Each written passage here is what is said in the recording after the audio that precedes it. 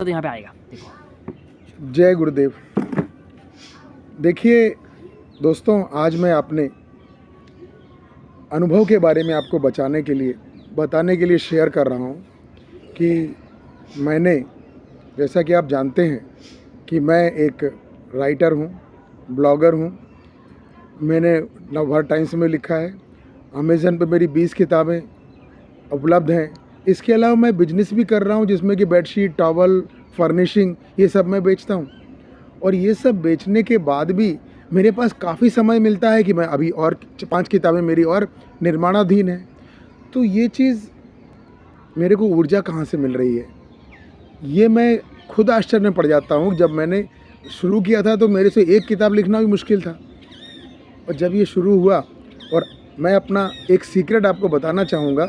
अब सीक्रेट समझो या जो भी, सच्चाई ये है कि 17 साल पहले मैंने आर्ट ऑफ लिविंग ज्वाइन किया, और धीरे धीरे धीरे अपने टीचर्स के पास गया। टीचर्स ने मेरे को जो जो बोला मैं वो करता गया, और एक श्वास की प्रक्रिया के बारे में मालूम पड़ा, मैंने उसको फॉलो किया।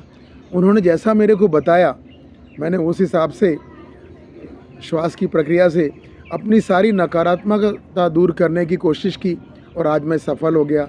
आज मेरे पास काफ़ी समय है, और मैं अपने समय का पूरा सदुपयोग करके समय से उठता हूँ, समय से जगता हूँ। 4 घंटे, 5 घंटे, 3 घंटे, जितने की भी नींद मेरे को मिलती है, मैं आपको बोल सकता हूँ, रात को अगर 12 बजे भी सोऊं तो मेरी नींद अपने आप खुलेगी, चाहे 4:30, चाहे 5 बजे।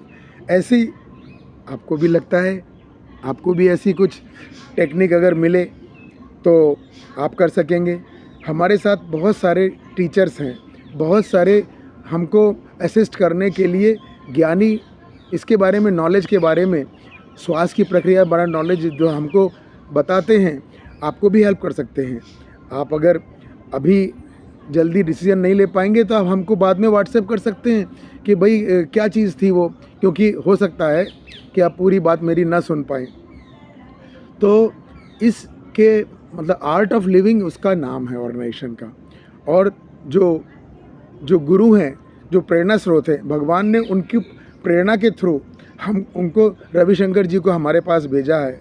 और ऐसी चीज़ जब हमारे पास सामने आती है तो हमारे पास इतनी सारी टीम आ गई, कम से कम 140 कंट्री में वो लोग हैं, और फिर भी मैं उसके से छोटा सा आदमी होते हुए भी मैं इतना कुछ कर लेता हूँ। आपको ऐसा लगता होगा कि ऐसा कैसे होता है, और इसके विषय में बहुत ज़्यादा चीज़ें हमको नहीं पता है।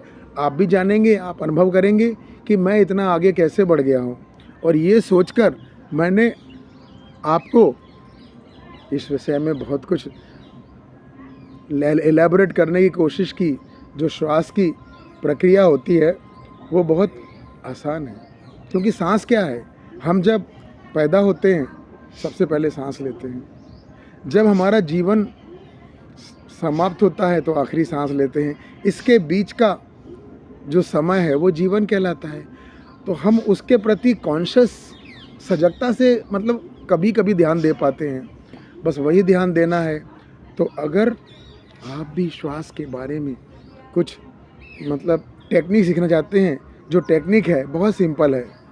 हम जो सांस लेते हैं, जैसे मैं ले रहा हूँ, तो हमें ऊर्जा मिलती है, और जब हम सांस बाहर करते हैं तो विश्राम मिलता है।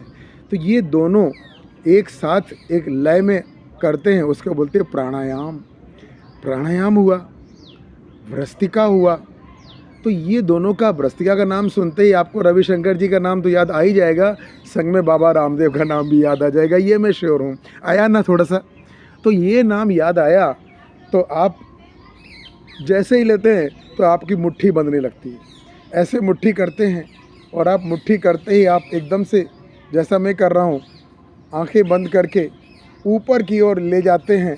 तो आप बोलते हैं इन, और जैसे ही नीचे आते हैं आउट। आपने मुझे देखा होगा जिस तरह मैं कर रहा हूँ आंखें बंद करके, आप भी वैसे ही कर सकते हैं। कीजिए ना, एक बार कीजिए।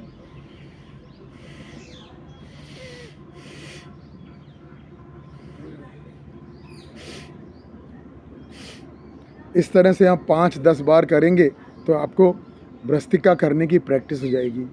आप ये प्रैक्टिस अगर कर सकें तो आपका बहुत अच्छा है। इसमें कोई गलती हो तो इसकी आप चिंता मत कीजिए, क्योंकि जो आदमी गलती करता है अगली बार वो परफेक्शन पे पहुंचता है। और करत करत अभ्यास के जड़मति होत सुजान। अरे कितना हमारे जो वाल्मीकि जी थे, पहले तो चोर थे और बाद में विद्वान बन गए जिन्होंने रामायण लिख दी। तो ऐसे ऐसे हर व्यक्ति में पोटेंशियल होता है, वो आगे बढ़ता है। आगे बढ़ते बढ़ते मैं ये आपको बताना चाहता हूँ कितना आगे बढ़ जाता है। और इस तरीके से आपने अगर इस टेक्निक को सीखा, सुदर्शन क्रिया को सीखना चाहा, तो हमारे मित्र हैं जो हमारे बाद में वो अब बताएंगे। मित्र क्या है, हमसे ज़्यादा नॉलेजेबल हैं, लेकिन हमसे बिल्कुल मित्र व्यवहार करते हैं। आर्ट ऑफ लिविंग में कोई भी टीचर सबसे बड़ा हो चाहे रविशंकर जी हों, प्रेम से ऐसे बात करते हैं जो हमारे अपने हों। तो मैं जब उनको दूंगा तो आपको हैंडओवर करूंगा। लेकिन आप ये सोचिए कि इतनी बड़ी ऑर्गेनाइजेशन जो कि 180 कंट्री तक पहुंच चुका है आज के दिन, आज समय की मांग ये है कि हम इतने ऊपर तो पहुंचने की इच्छा तो कर ही सकते हैं। पहुंचेंगे कब? इच्छा से ही आदमी आगे बढ़ता है। आपकी इच्छा हो तो आप आइए, रजिस्ट्रेशन कराइए। रजिस्ट्रेशन कराते कराते आपकी इच्छा होगी और आपको जितना बेनिफिट होगा उतनी तो आपको कुछ मतलब देना भी नहीं पड़ेगा। मतलब जो भी फीस आपको लगेगी, फ़ीस तो नहीं बोलते हैं, डोनेशन, क्योंकि डोनेशन का मतलब ये है आर्ट ऑफ लिविंग में जो भी प्रोग्राम किया जाता है, जो पैसा यहाँ से जाता है वो सब डाउन ट्रोडन लोग, जो लोग वैसे मिलिट्री में हैं, जो आदिवासी हैं, उनके लिए भोजन का, नदियों का सूख रही है उसको आगे बढ़ाने के, ये सब जो काम हमारा ऑर्गेनाइजेशन कर रहा है उसमें कुछ भी नहीं है। वो तो हमारा कंट्रीब्यूशन, हर आदमी चाहता है कि हम समाज के लिए कुछ करें। समाज के लिए जो कुछ आप करना चाहते हैं वो सब जानने के लिए आप आगे बढ़ें। और हमारे एक मित्र हैं जो हमारे टीचर भी हैं, आपको इसके बारे में थोड़ी सी और जानकारी देंगे, क्योंकि हम दोनों मिलेंगे तो ज्ञान पूर्ण होगा। आइए दिवेश जी, प्लीज़ इसके बारे में थोड़ा सा बताइए। यस, हेलो एवरीवन, जय गुरुदेव और सबको नमस्कार। मेरा नाम दिव्यश है और मैं आर्ट ऑफ लिविंग टीचर हूँ। तो देखो भैया ने कितना अच्छे से आपको बताया, ठीक है, सब कुछ डिटेल में बताया, हमको आर्ट ऑफ लिविंग के बारे में भी बताया, आपको सुदर्शन क्रिया के बारे में भी बताया, आपको भस्त्रिका करके भी दिखाया, है ना। कैसा लगा भस्त्रिका? आप सबको अच्छा लगा? डेफिनेटली अच्छा ही लगा होगा, है ना। तो भस्त्रिका प्राणायाम क्या है कि आपको तुरंत ऊर्जा देता है ना। थोड़ा शॉर्ट में सिर्फ 5-7 मिनट आपने भस्त्रिका प्राणायाम किया तो आपको कितनी अच्छी ऊर्जा मिल गई, है ना। तो ये ऊर्जा कहाँ से मिलती है? तो वो प्राणायाम का खेल नहीं है, वो सारा का खेल है, वो श्वास का खेल है। ऑलरेडी भैया ने आपको सारा डिस्क्रिप्शन दे ही दिया है कि श्वास का कितना महत्व है, लेकिन मैं आपको एक छोटा सा एग्जांपल देता हूँ, चलो, है ना। तो एग्जांपल के तौर पे अगर देखें तो मान के चलो कि आपका जब जन्म हुआ तब आपने सबसे पहले क्या किया? कोई बताएगा? कोई? यस, किसी के पास है आंसर? है ना, यस, हाँ, हमने सबसे पहले श्वास लिया। जब हमारी मृत्यु होगी, जब हम शरीर छोड़ के जाएंगे, तब उस वक्त हम क्या करेंगे? उस वक्त भी हम श्वास छोड़ेंगे, आखिरी श्वास होगी। तो पहली श्वास से लेकर आखिरी श्वास तक के बीच का जो हमारा जीवन है ना, उसमें कितनी सारी जिम्मेदारियां हैं। हमें काम करना है, हमें पढ़ना है, ठीक है, मैरिज की रिस्पॉन्सिबिलिटीज़ है, बच्चों को संभालना है, बच्चों का एजुकेशन है, बच्चों का फ्यूचर है, फिर हमारे ग्रैंड किड्स होंगे, तो कितने सारे काम होंगे जो बीच में हम करेंगे। हम सब चीज़ों के ऊपर ध्यान लेकर जाते हैं, लेकिन हम सिर्फ श्वास के ऊपर ध्यान नहीं देते हैं।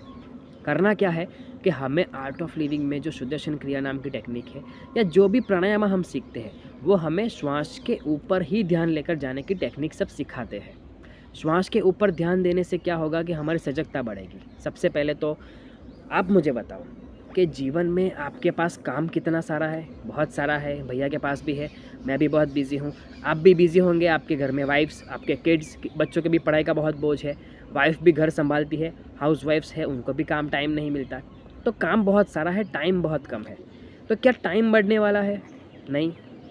क्या काम कम होने वाला है? बिल्कुल भी नहीं। तो अब इसके बीच का ऑप्शन क्या है? ये दो चीज़ें तो स्थित है। अब देखा जाए तो बड़े से बड़ा बिजनेसमैन हो या भारत देश का प्रधानमंत्री भी हो, उसके पास भी समय तो 24 घंटे ही है, लेकिन फिर भी वो कितने बड़े बड़े डिसीजन ले पाते हैं, फिर भी वो कितने बड़े बड़े काम कर लेते हैं। क्या हम में उतनी कैपेसिटी है? क्या हम उतना काम कर पाते हैं? बिल्कुल नहीं, हमसे उतना काम नहीं हो रहा है। हाँ, हम मेहनत करते होंगे, लेकिन क्या हमें पूर्ण परिणाम मिलता है? क्या हमें रिजल्ट्स मिलता है क्या? जैसा भैया ने बताया कि भैया एक लेखक है, उन्होंने ऑलरेडी 20 बुक्स पब्लिश की है। ये कितनी बड़ी